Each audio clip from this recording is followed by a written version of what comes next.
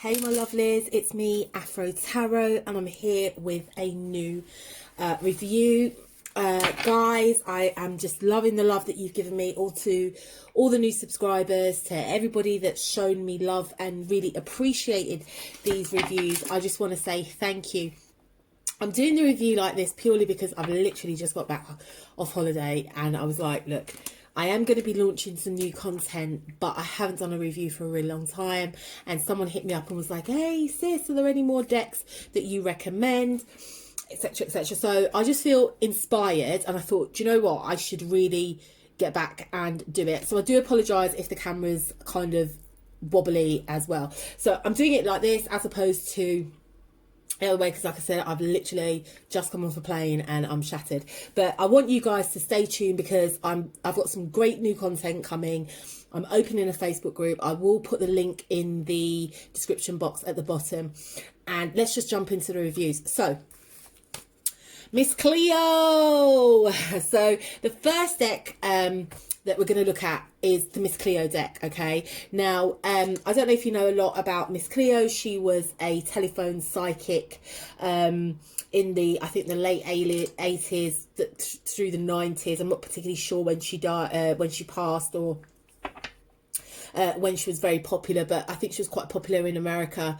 And she was on a psychic line, and she used to, you know, she was presented as this kind of like Jamaican obeah woman, perhaps, you know. She used to speak in this sort of I call it Western Jamaican accent,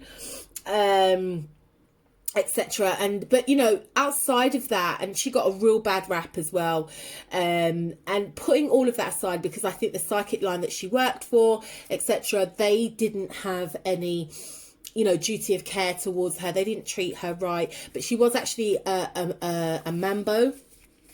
So she practiced the tradition of voodoo or voodoo. She was an actual mambo, and she clearly said, listen, I'm not a psychic. But she read tarot anyway, and she gifted us with this beautiful deck. Now, if you're after representation and you're very much into Egyptian symbolism, then this is a fantastic deck to pick up.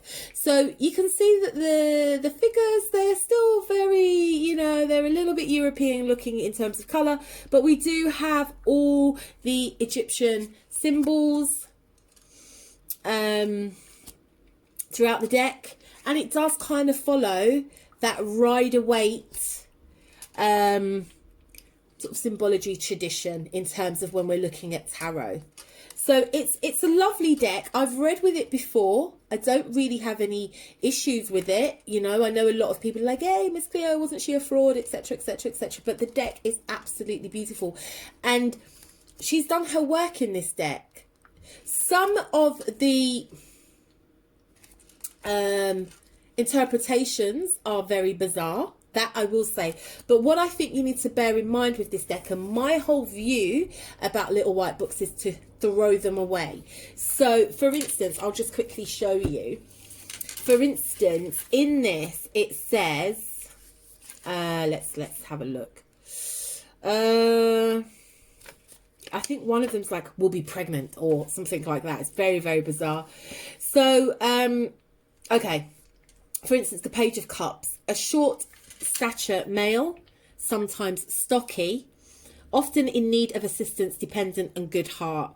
A person will help you in some way and be a good friend. However, you may find yourself needing help as well. Okay, interesting. You know, so in that respect, I think they're a little bit funny, but you know my view. Throw the book away. So you can still read this very, very much like you can the Rider-Waite. I love the aces in this deck. They're also very different, but I do love the artwork in the aces. And I love the fact as well, the women, some of their faces, if you can see, don't look very happy. But again, personal choice. If you are looking for representation and you do want to see something that represents people of colour, then you really can't go wrong with this deck. This is one of my favourites, the High Priestess. I just think she looks absolutely adorable. And I like the colours as well. That's the Magician. Again, can you see what I'm saying? Kept it very Rider-Waite-y. We still have sort of the pentacles, the swords, the cups. And I think this represents the staff. Or, yeah, the staff. So the wand. So, again, kept it very Rider-Waite in terms of its tradition. The Chariot. Again, can you see the aces? Each one is different. I really, really like them. And again, the symbology and everything in the card is very, very much there. Look at the Devil. That's glorious. So, there we go. It's another ace. Some people have complained and said that, you know, the pictures are very amateur. But hey, they're not that great in the Rider-Waite either. Do you know what I mean? There's not a lot of detail in the faces and stuff like that. So I'm not going to go through all the deck. But again, you know, this is very typical of mourning in Egypt. The shaved head, sort of being very close to ashes and things like that. So it's awesome. Actually, or poverty, sorry. This is the Five of Pentacles, sorry. So, again, mourning, poverty. I'm still on the right track. I can read tarot. Mourning, poverty, being without, being in lack. In the Egyptian culture, that would have been symbolised with the shaved head, the servant, the poor person, being close to ashes, being without, being in lack. Okay? So, it's still there. Oh, look at the world. I mean, doesn't that just look like, isn't that just sexy? That is just so sexy. I really, really like that. It's beautiful. Hopefully you can see it better. And the moon. So, the Queen of Coins. This would be the Queen of Pentacles. I mean, she's got some hoe going on just right there. But it's sexy hoe as well. And the White Rabbit. All of this stuff is just absolutely beautiful. The King of Coins. And the Ten of Swords. This is slightly different here. I don't get the same vibe that I get from the Rider-Waite or some of the other cards, decks that follow the Rider-Waite. I don't get the same vibe. And then we have the Five of Staffs, the Five of Wands, the Knight, the Hierophant,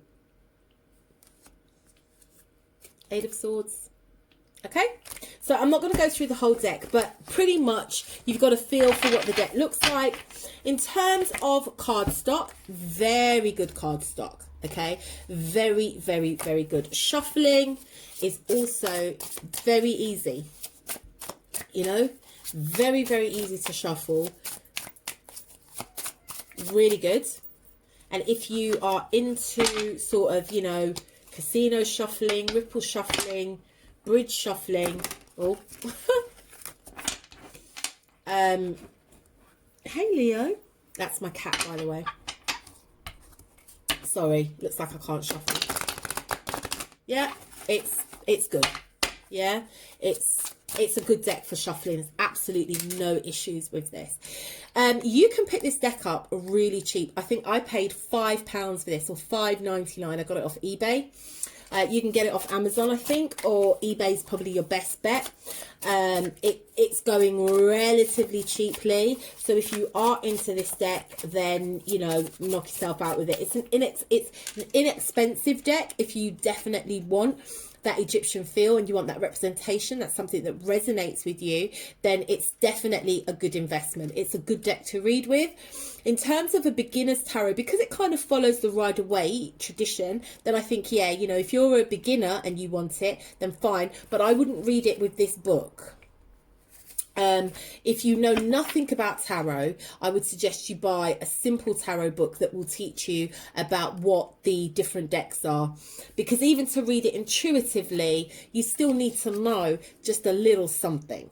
Okay, just a little something. But this book is just, it's bizarre, it's funny.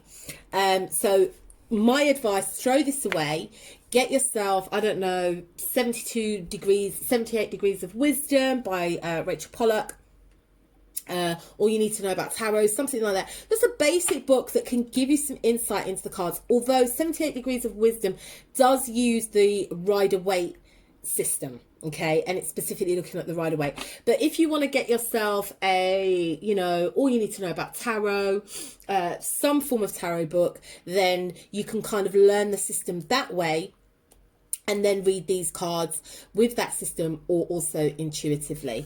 But, you know, Mother Cleo, bless her, she contributed amazingly to the POC tarot world. This deck is phenomenal. I do like it. And she was an amazing woman. Don't believe all the hype that you see out there that's sort of being really negative about her. We know how this thing works. She was an amazing woman. Like I said, she was a mambo, and she was also a playwright as well. She was a very creative and talented human being who this world has underestimated.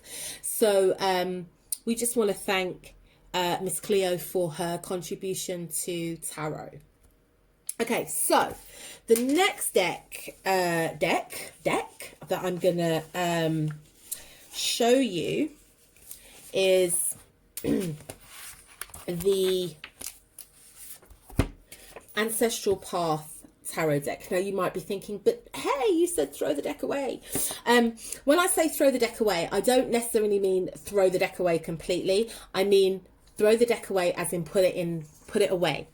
But for this deck, you definitely do need the book, because whilst it is a tarot deck, I think it's a completely different tarot system. Now, the Ancestral Path deck, this is the reprint. So it was out of print for absolutely forever. Okay, it was a pretty old deck. And it was out of print, and then they did another print run. It was being sold by Amazon, sort of like major publishing houses.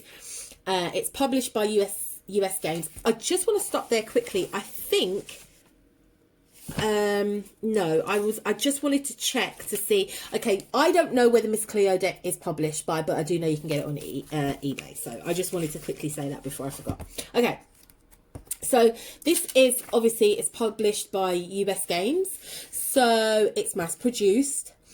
In terms of it being the second edition, and it's a beautiful deck, but it is, for me, it's very much a different tarot system. So before I get into the little white book, and I think it's important that I do get into the little white book, so I do apologize. You need this in order to understand the cards in this system, okay? I can obviously read tarot, I can read the Rider-Waite, I can read even a little bit. I'm not fluent in Thoth, but I can read the Thoth deck. I can also read the Marcelli deck as well. But this is a different system. I have another tarot deck that is slightly similar to this in terms of it's a different system. Okay, it's not the Rider-Waite system. This is more about myth, legend, racial traditions, racial cultures, history. It's very, very different. So let's jump in and have a look. So these cards, I want to also say this in terms of shuffling. If you have little hands, now the old deck never used to look like this, but if you've got little hands, I've got quite large hands. If you've got little hands, you are going to be in trouble with the deck, okay? Because the deck is quite large. There's my hand, there's the deck. There's my hand, there's the card, right? It is quite big. It is a very big deck. If I just put it up next to the Miss Cleo, it is a large card. You will see just how big this deck is, right? It's huge, right? It's huge. Okay. So if you have little hands, you are going to be in trouble. Okay. Because it is a very large deck. So not kind of following some of the cards. Beautiful artwork, first of all. Beautiful. Absolutely gorgeous. I love it. Now, you might be thinking, but this is for people of colour review. What I want to say with this deck is that she's taken the 4 races. So she's taken European, African, Native American, and East Asian. Okay? And she has incorporated them into this deck. So we will see many different faces in this deck. Okay, but if you're looking for representation and you're looking to be recognized in a tarot deck, you will find your face in here. So so this is the 10 of Sacred Circles. So this is the 10 of Pentacles. And straight away from the jump, this is the Magician. This is some of the... I haven't sorted these cards through. I just wanted to go through them with you. And to just discuss the cards as we go through them. Okay? So the major arcanas, they're all different faces. So this is the 5 of Swords. The 5 of Swords is the legends and myths and traditions and stories from Japan. The staves or staves or wands are the traditions and myths and legends from Egypt. So again, Egypt.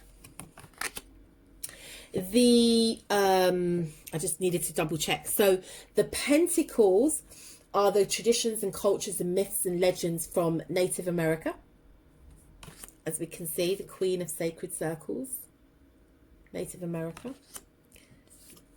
Lots of awareness and learning to be found in the little white book as well. Lots and lots of that. I mean, I've learned so much, and that's why I haven't thrown this book away, because you can study a whole race of people and all their stories and all their legends and all their myths in this deck. So it's not only that, it's a learning tool. I mean, glorious, glorious, glorious. If you are looking for representation in a multicultural deck, then this is the deck for you. And if that's what you're looking for, then definitely get it.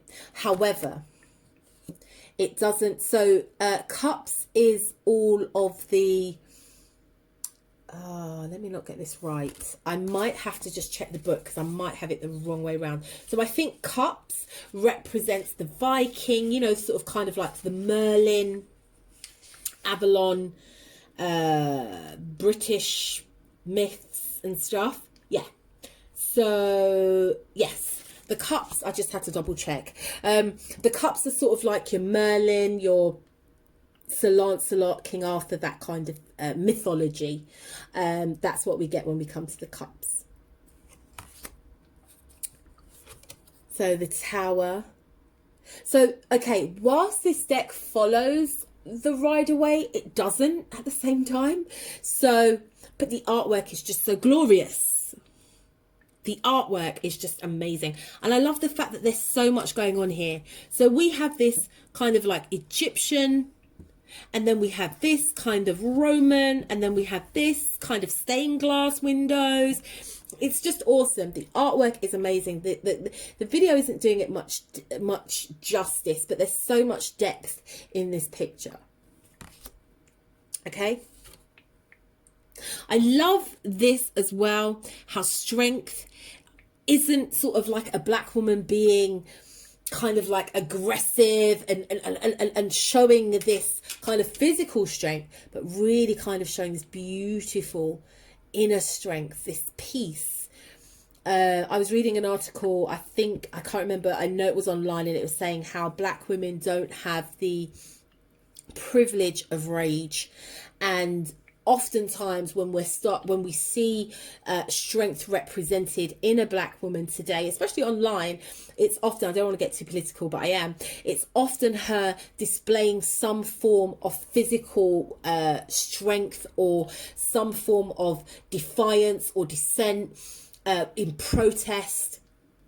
And so when I see an image like this and I see it next to strength, I see a new form of dissent and protest and defiance and rebellion and all of that good stuff and all of that rage. But I see it in a different form, in a different way, that there is inner strength and inner peace and this ability to quieten the sounds and the beast and the violence that surrounds us, if that makes sense. But I know what it means, but I hope you can pick it up from what I'm saying, and it's just not a lot of words. I think this is absolutely beautiful. And we have the Prince of Swords. And even though it doesn't follow the traditional Rider-Waite, I still get the mercilessness. And I think when you look into the legend, and I'm not at all well versed in Japanese history or legend or mythology or anything like that, but I think when you get into the mythology, you will like definitely understand more and more why this image has been chosen to represent this suit or this number in the suit. Okay, 7 of Sacred Circles. I love that.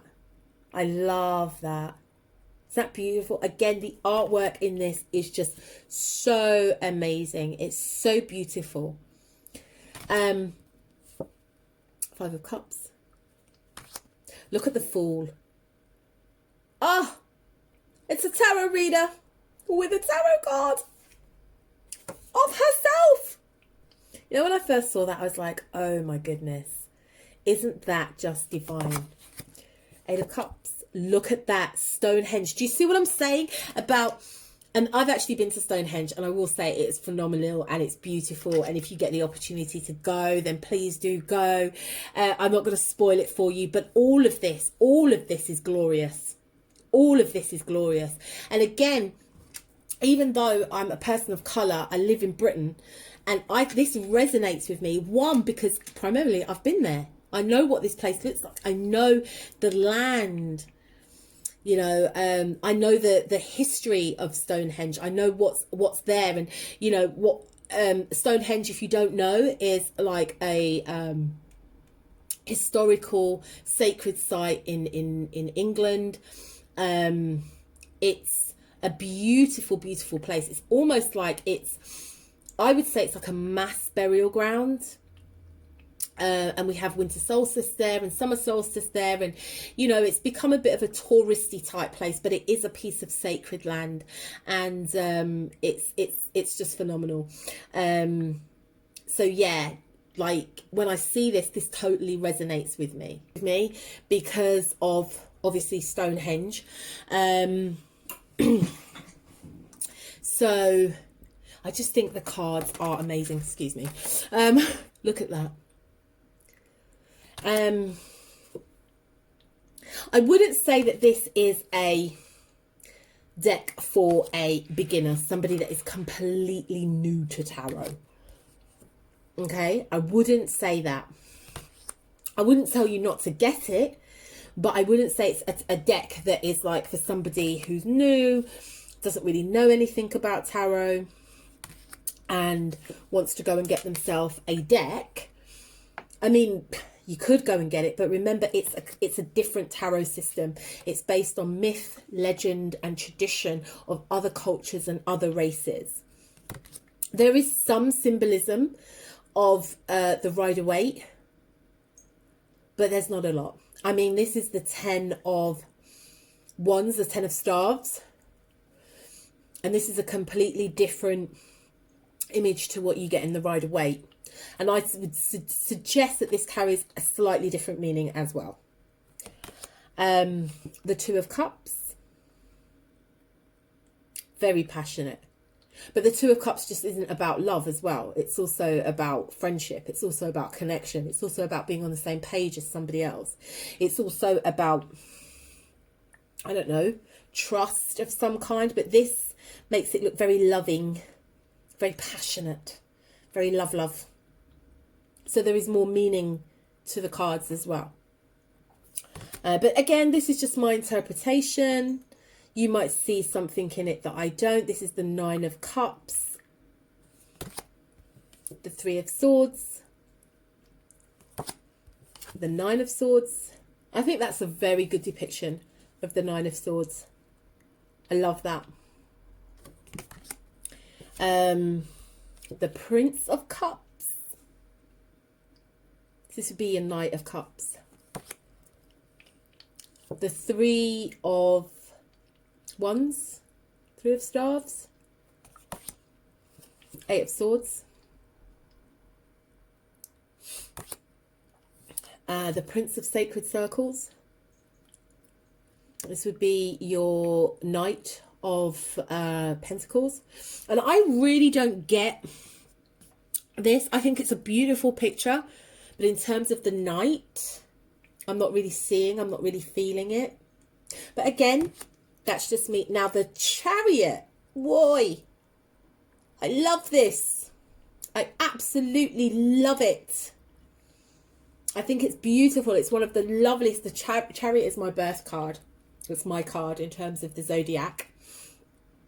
So I absolutely love this, and it's one of the ones where I've seen the most movement. I mean, I love art as well, and I just think this is beautiful. I get the movement in this. I get the mind and the and spirit connecting, and you know, light and dark, shadow. Your unconscious and your unconscious and your conscious in unison, and here you are in total control, driving forward, and you've got that movement behind you, you've got the spirit behind you, you've got the universe behind you, you're being driven by divinity, you're being driven by that cosmic power. Love it.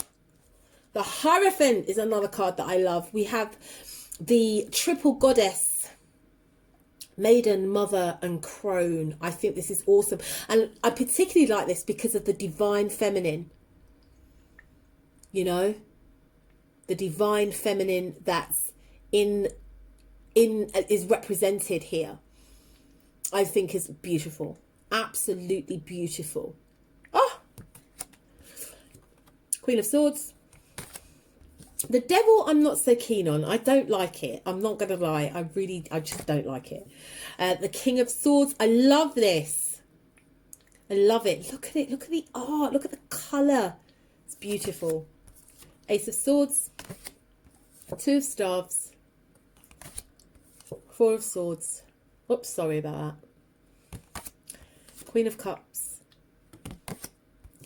Death. Nah. Doesn't grab me, but it's there. So yeah, so these are basically the rest. Yeah, you see, not really keen on the High Priestess. Really do love this one though. Love the imagery. Okay, so this is the Ancestral Path deck. Again, I wouldn't say that this is a card for beginners, but if you want to go and get it, then by all means, but you are going to need to study the little white book to get an understanding of the myths and the culture and the legend that's behind the images. It doesn't follow a traditional Rider-Waite system, although there are some Rider-Waite symbols in there, okay? It's a very large deck. Now, shuffling, even for me, with my big hands, it's a bit difficult, okay? Even though I can do it, you see, even though I can do it, it's nowhere near as easy to do like the other decks. And even if you wanted to casino shuffle, you can, but you know, you're going to end up ruining the cards, and they're going to go everywhere. In terms of the card stock, it's good card stock, but it is quite coarse. It is quite thick. It's not as bendy as that. Yeah, great. These, if you bend them too much, you're going to crease them. Okay, so there is some flexibility in them, but there's definitely not as much. Okay, so you definitely don't want to be sort of messing up. And this is all done, I don't know if you can see that, this is all done from trying to shuffle. So perhaps the best way to shuffle these cards would be to sort of like put them out and just mess with them and stuff like that. I don't read reversals. If a card comes out reversed, I'm just like, oh, maybe we need to pay more attention to this, but I don't necessarily read it in terms of the reverse. So it doesn't matter to me if a card comes out reversed or not. So I've started just putting these out like this and doing them like that, because I don't want the cards to be ruined. In terms of reading for them, I I need to spend more time with this deck. I need to spend more time sort of getting to know it. That's one of the things that I haven't done. I've sort of tried to get my head around the book. So I need to spend a little bit more time getting to know this deck. But again, you know, we have so many homes for our babies. Sometimes a deck will particularly resonate with you and sometimes it won't.